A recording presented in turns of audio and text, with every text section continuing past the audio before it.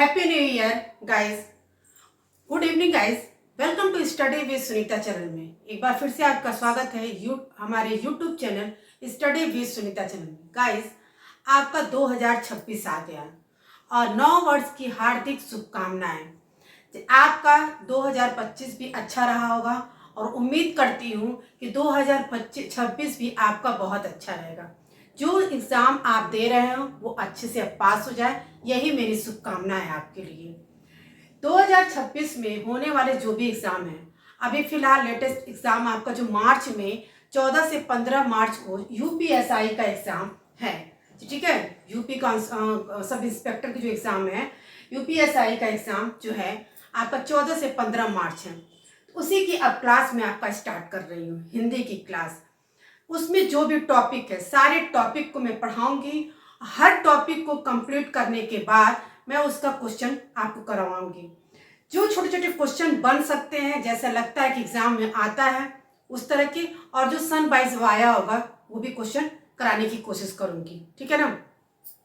सबसे पहले मैं क्लास लूंगी, ठीक है। हर टॉपिक को स्टार्टिंग से एकदम शुरुआत से मैं क्लास लूंगी। एक एक चीज आपको पढ़ाऊंगी, एक एक चीज समझाऊंगी, ताकि आपको जो भी क्वेश्चन कहीं से भी कुछ भी पूछ दे, आप अच्छे से उसको बता सके, कर सके। मेरी पूरी कोशिश ये रहेगी कि आपको हिंदी में जो भी क्वेश्चन आएगा, आपको कोई भी परेशानी ना हो, आप फंस कर लें। मेरा यही आपसे शुभकामना है 2026 में, कि आप जो भी एग्ज़ाम दे रहे हो उस एग्ज़ाम में जो भी हिंदी का पेपर आएगा, जिसमें भी हिंदी का पेपर आएगा, उसमें आपके सभी मार्क्स अच्छे होंगे, ठीक है ना।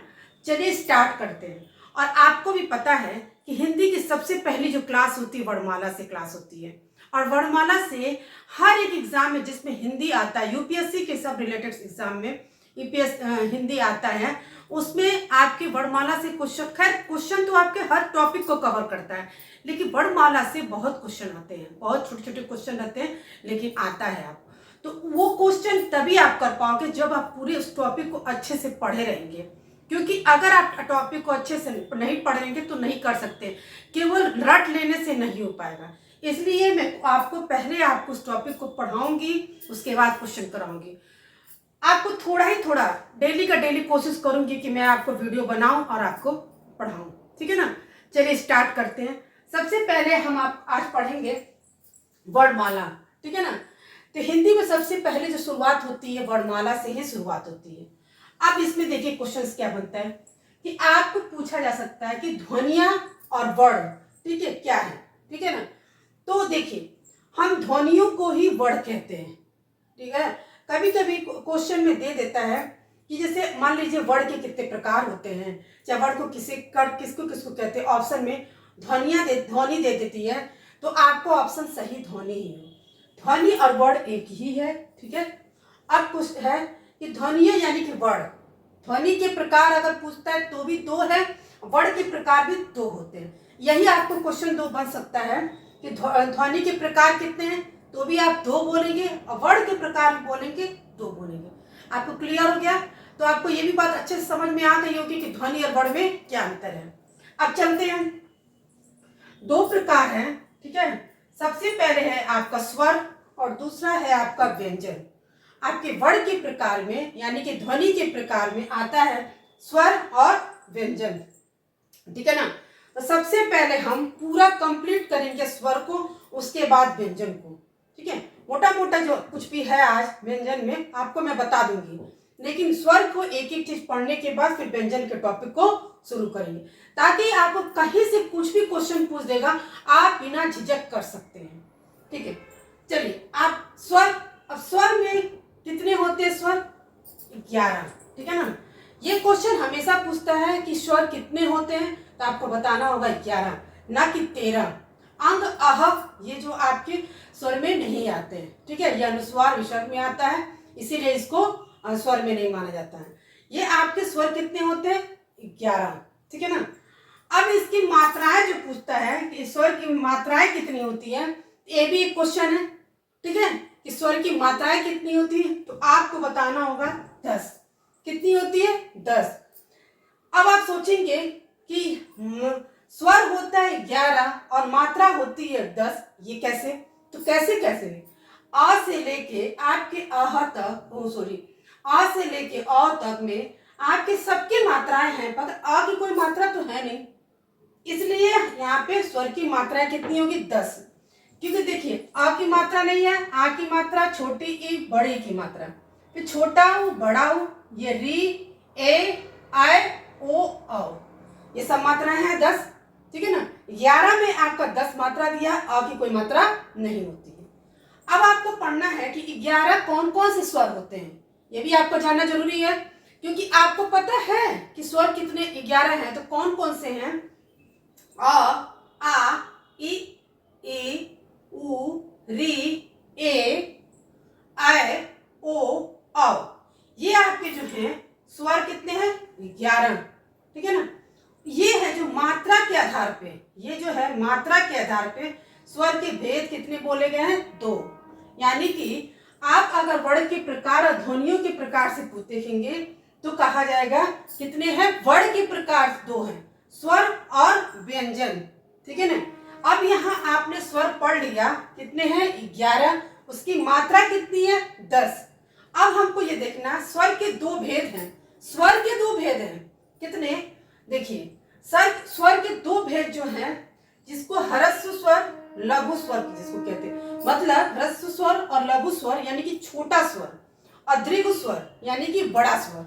अब कैसे ये छोटा और कैसे बड़ा है, इसी लघु स्वर को हम मूल स्वर भी कहते हैं, इसी लघु स्वर को हम मूल स्वर कहते हैं।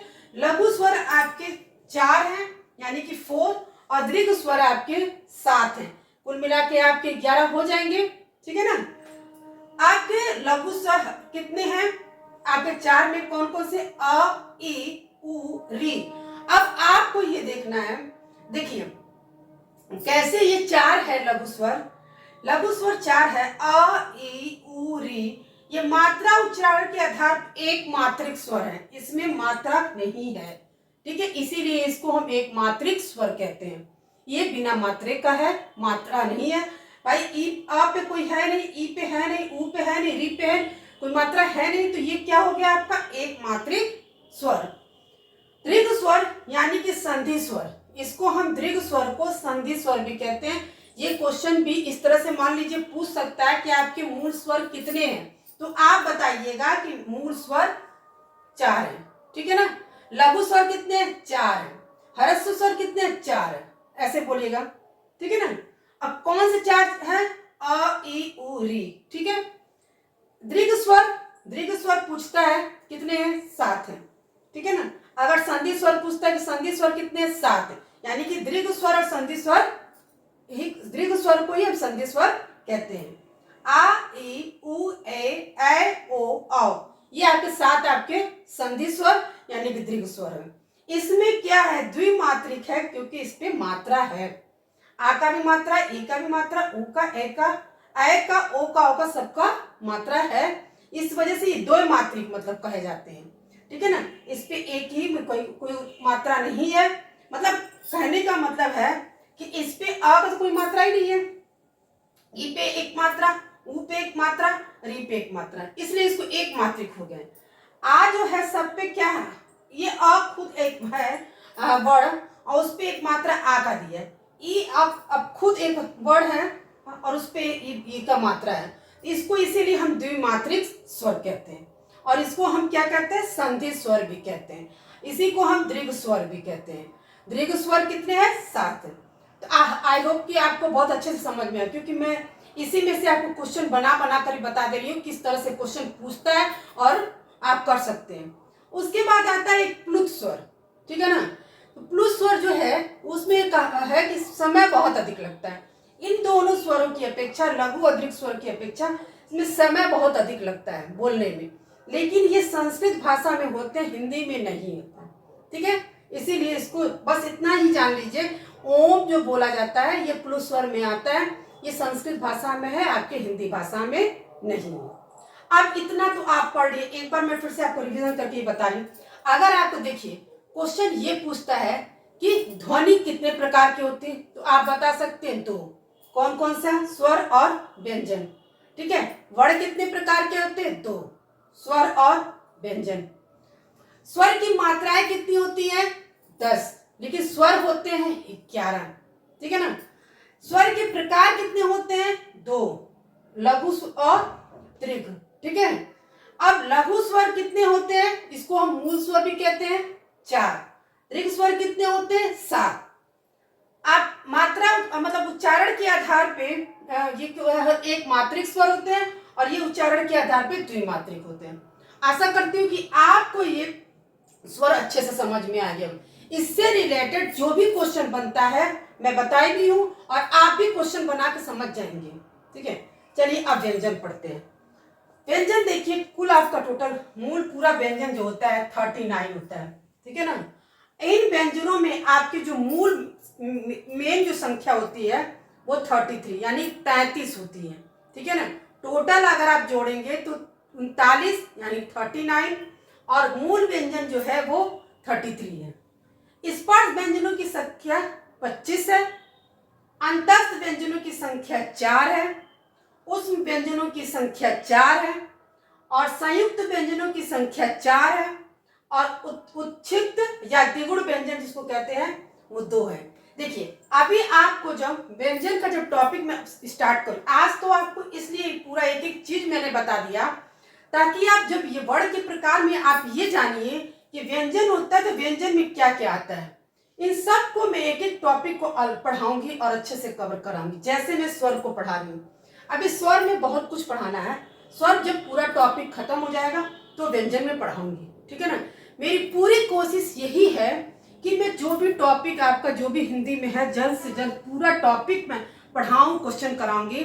आप इस वीडियो को देखने के बाद आपको कोई ऐसा क्वेश्चन नहीं होगा जो आप कर नहीं सकते, क्योंकि मैं पूरा अच्छे से एक एक चीज आपको बता रही हूँ और बताऊंगी भी। ठीक है, तो आप कर लेंगे। ठीक है, बहुत जल्द मिलेंगे नेक्स्ट वीडियो में।